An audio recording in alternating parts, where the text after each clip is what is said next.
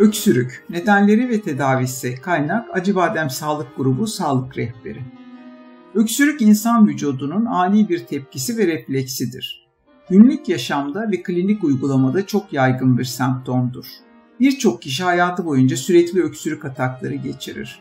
Hapşırma ya da göz kırpma gibi diğer reflekslere benzer bir şekilde öksürük insan vücudunu özellikle solunum yolunu ve akciğerleri tahriş edici aşırı balgam, mikroplar ya da toz gibi maddelere karşı korumaya ve temizlemeye yardımcı olur. İnsan boğazı, hava yolları ve nefes borusu tahriş edici maddeleri algılayan sinirlerle donatılmıştır. Bu sinirler uyarıldıktan sonra beyne bir sinyal gönderir. Yanıt olarak beyin tahriş edici maddeyi çıkarmaya çalışırken gerçekten hızlı bir şekilde ve oldukça derin bir nefes almak için göğüs ve karın kaslarına bir sinyal gönderir. Bu yanıt neredeyse anlıktır ve etkisi oldukça büyüktür. Öksürük aynı zamanda soluduğumuz toksinlerin hızlı bir şekilde vücuttan dışarı atılmasına da yardımcı olur.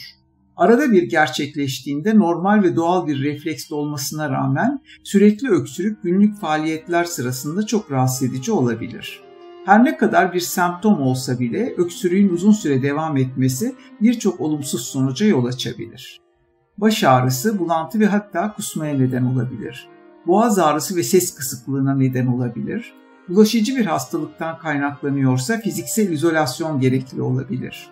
Geceleri rahatsız edici olabilir ve uykusuzluğa neden olabilir. Göğüste ağrıya neden olabilir.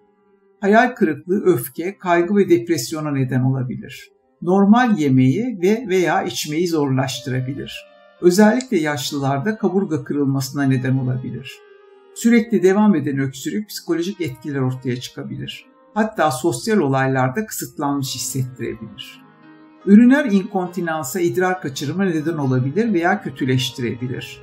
Yorucu olabilir ve günlük faaliyetler için enerjinizi azaltabilir.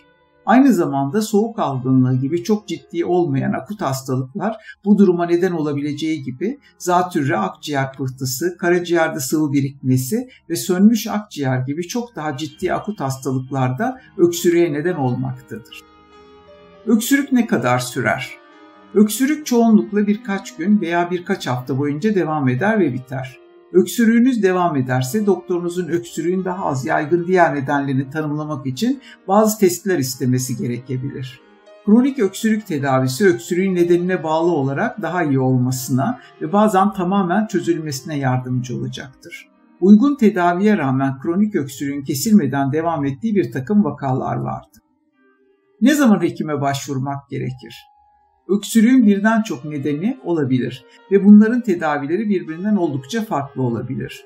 Yüksek ateş, nefes darlığı çok miktarda veya normal rengin haricinde balgam üretimiyle birlikte öksürük ortaya çıktığında doktora gitmelisiniz. Kan öksürmek bir başka önemli bulgudur ve ciddi bir hastalığa işaret edebilir. Özellikle kalıcı kronik öksürük durumunda mutlaka bir sağlık uzmanına başvurulmalıdır. Özetle aşağıdaki durumların yanı sıra öksürük ortaya çıkarsa mutlaka doktorunuzu arayın. Ateş varsa, kanlı veya irinli balgam varsa, nefes darlığı varsa, son zamanlarda tüberküloz veya boğmaca öksürüğü veya koronavirüs belirtileri olan bir hasta ile aynı ortamda kalındıysa, yeni ortaya çıkan hırıltılı nefes alma ya da soluma cihazı ile çözülmeyen eski hırıltı varsa, göğüs ağrısı ile birlikte olan veya bundan bağımsız ani öksürük ya da nefes darlığı başlangıcı acil tıbbi müdahale gerektirebilir. Bunun yarı sıra aşağıdaki durumlarla ilişkili ani öksürük başlangıcı durumunda hemen acil servisi aramanız tavsiye edilir. Kanlı öksürük, nefes almada büyük zorluk, şiddetli göğüs ağrısı, yüzde şişme ve kurdeşen benzeri döküntü. Öksürük nedenleri nelerdir? Öksürük birçok tıbbi durumda görülür. Bunlar arasında doğru ayrım yapabilmek için öksürüğün süresi, tipi ve özelliklerinin yanı sıra onunla birlikte gelen diğer semptomları doğru bir şekilde not almak önemlidir. Bu bilgiler öksürük nedeninin ve en uygun öksürük tedavisinin bulunmasında konuyla ilgilenen hekime çok yardımcı olacaktır. Öksürük çok kısa süreli devam edebilir ve tek başına bir semptom olarak görülebilir. Öksürük aynı zamanda nedeni belirlenip tedavi edilene kadar da devam edebilir. Öksürüğün ne kadar ciddi olduğu buna sebep olan hastalığa bağlıdır. Geçici olarak görülen öksürük genellikle normal olmasına rağmen kalıcı ve geçmeyen öksürük normal değildir. Sürekli devam eden öksürük ya da nefes darlığı, balgam üretimi veya kanlı balgam gibi diğer semptomlar daha ciddi bir tıbbi problemin varlığına işaret edebilir. Öksürüğün süresine ve türlerine göre sınıflandırmaları vardır. Öksürüğün nedeninin tespit edilmesi için hangi sınıfta olduğunu saptamak önemlidir. Bu tür ve sınıflar arasında bulunan akut öksürük aniden başlar ve 3 haftaya kadar sürer. Kronik öksürük ise 4 haftadan fazla devam eder. İkisinin arasında bulunan subakut öksürük ise 2-4 hafta arasında devam eder. Gece öksürüğü ise sadece geceleri başlayan öksürüğü tanımlamak için kullanılır. Balgamlı öksürük ve kuru öksürük. Balgamlı öksürük ya da üretken öksürük genel olarak balgam çıkartan öksürük türüdür. Kuru öksürük ise balgam çıkmayan ve çok tahriş edici öksürük türüdür. Özellikle viral hastalıklarda görülür. Balgam üretmediği için verimsiz öksürük olarak bilinir. Eğer öksürük esnasında gelen balgamda kan varsa buna kanlı öksürük ya da hemoptezi denilebilir. Akut öksürük. Akut öksürük genellikle 3 haftaya kadar süren ve kısa süreli sorunlar ile ilişkilendirilen en yaygın öksürük türüdür. Kronik öksürük ise sürekli devam eden öksürüktür. Geçmeyen öksürük her ne kadar yaygın bir solunum sorunu emaresi olsa da bazı durumlarda kalp, mide ya da sinir sistemi hastalıklarına da işaret edebilir. Akut öksürük bu duruma neden olan hastalık tedavi edildiğinde çoğunlukla düzelir. Ancak öksürük uzun süre devam ettiğinde vakit kaybetmeden doktora başvurulması gereklidir. Burun akıntısı, geniz akıntısı, asit reflü, nefes darlığı, sesli veya hırıltılı nefes alma, göğüs ağrısı, mukus üretimi, gece terlemeleri, renkli veya kanlı mukus, egzersizlerde zorlanma, kilo kaybı ya da mide ekşimesi gibi diğer semptomlarla birlikte görülen öksürük, büyük olasılıkla mevcut bir hastalığın veya sağlık probleminin göstergesidir ve tıbbi bakım ihtiyacına işaret etmektedir. Öksürüğü bastırmaktan daha önemli olan neden öksürüğün sürekli olduğunu bulmaktır. Öksürük nedeni tespit edildikten ve tedavisi başlatıldıktan sonra hekiminizin önereceği ilaçlar öksürüğün yoğunluğunu ve sıklığını azaltmaya yardımcı olabilir. Akut öksürüğün nedenleri. Üst solunum yolu enfeksiyonları. Akut öksürüğün en yaygın nedenidir. Üsyeler neredeyse her zaman virüslerin neden olduğu boğaz enfeksiyonlarıdır. Özellikle ateş, boğaz ağrısı ve burunla geniz akıntısı ile ilişkilidir. Bu gruba soğuk algınlığı, ses kısıklığı görülen viral larenjit ve grip dahildir. Boğmacı bakterileri de solunum yolu enfeksiyonlarına neden olabilir. Bu oldukça bulaşıcı bir solunum yolu enfeksiyonudur. Nefes alırken tiz boğulma sesi çıkabilir. Öksürük kusmayı tetikleyebilecek kadar sert ve sürekli olabilir. Akciğer pıhtısı veya pulmoner emboli. Pıhtıların genellikle bacak damarlarından akciğerlere geçerek ani nefes darlığına neden olduğu olası hayati riske yol açan bir hastalıktır. Akciğer sönmesi. Akciğerin sönmesinden kaynaklanır. Beklenmedik bir şekilde veya göğüs travması nedeniyle olabilir. Ani göğüs ağrısı, kuru öksürük ve nefes darlığı ile kendini gösterir. Akut koah alevlenmesi. Genellikle koah tanısına sahip ve sigara içen kişilerde görülür. Giderek kötüleşen öksürük ve balgam miktarında veya renginde meydana gelen değişikliklerle kendini gösterir. Alt solunum yolu enfeksiyonları. Boğaz hizasının altındaki hava yollarının enfeksiyonudur. Genellikle kuru, verimsiz ya da üretken öksürük ve ateşle görülmektedir. Sadece hava kanallarını etkileyebilir bronşit veya akciğerlerin daha derinlerine gidebilir iltihaplanma. Gastroözofagüel reflü veya GÖR.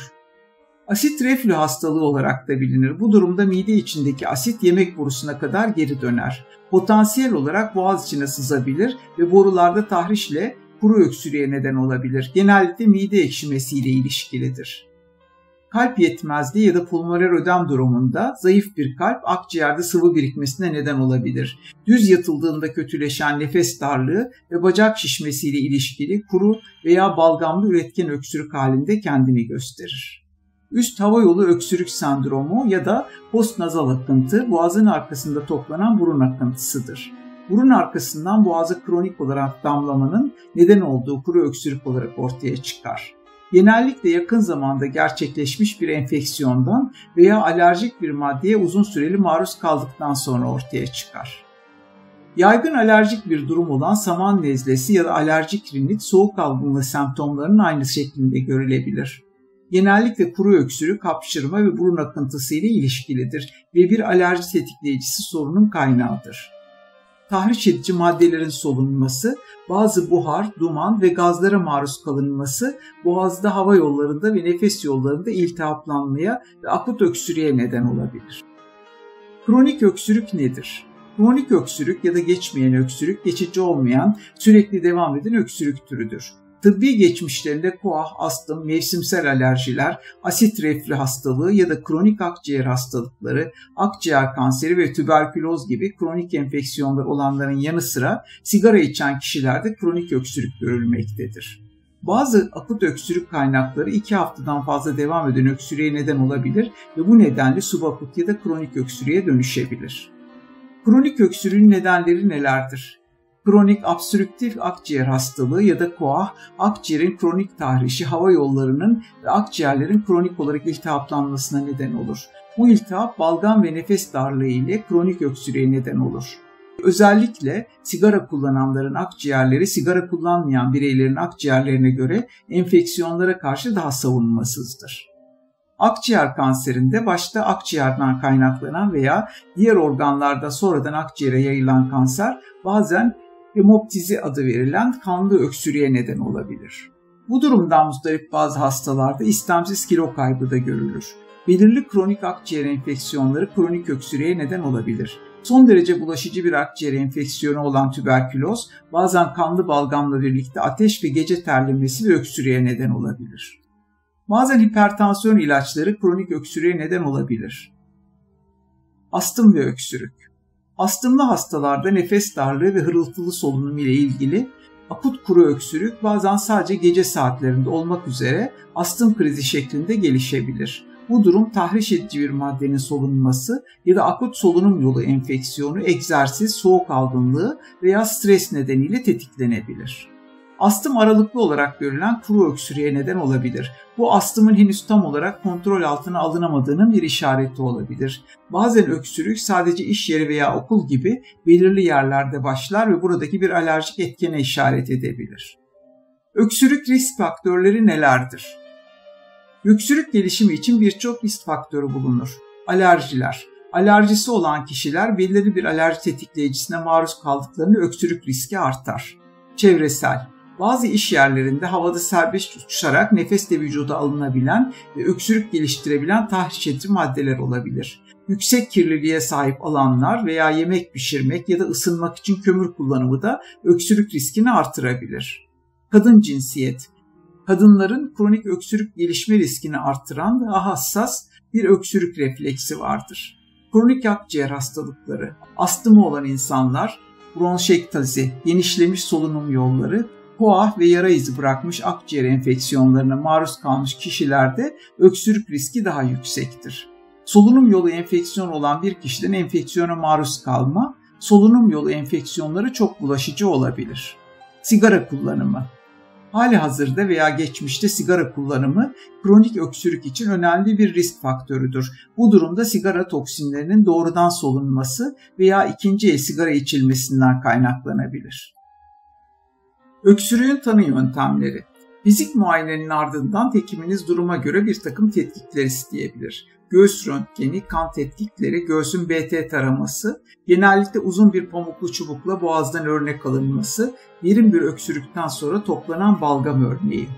Havanın ne kadar iyi solunduğunu ölçmek için küçük bir plastik cihaza sert ve hızlı nefes alarak yapılan spirometri, bir kameranın boğazdan hava yoluna ve akciğerlerinize geçtiği bir prosedür olan bronkoskopi.